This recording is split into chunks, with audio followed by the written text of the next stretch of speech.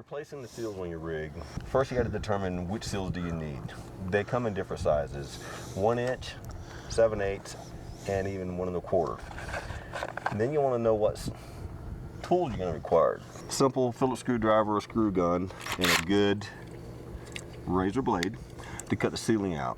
You're going to have to remove the seal and the end caps. That's where the razor blade comes in. Once you remove those, you want to carefully cut the sealing away, and then here in a moment you'll see how to remove the seal itself.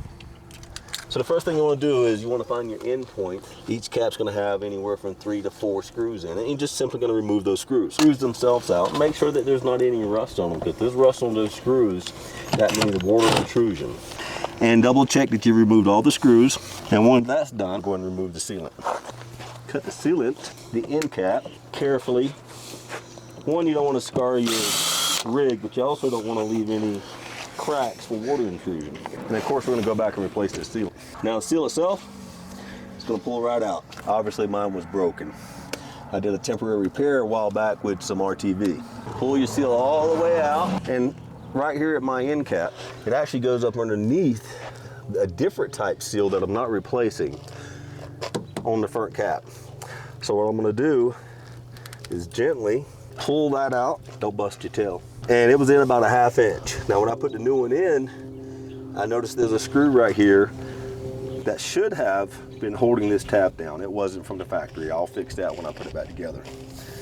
But how you determine that your seals are bad is they should be pliable, but if you start finding a split in it, like so, or just weather cracking, that's a good sign that that seal needs to be replaced. Now this is my new seal, nice and pliable, no cracks. You just need to measure it out. Don't stretch the seal.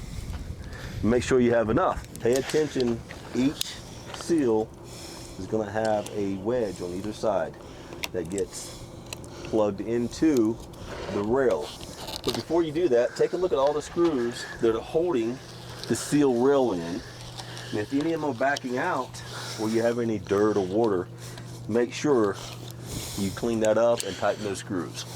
I actually have a couple that are backing out, so I'm just going to put a wrench on them and make sure they're good. It actually wouldn't be a bad idea to just tighten each one, be sure that they're good to go.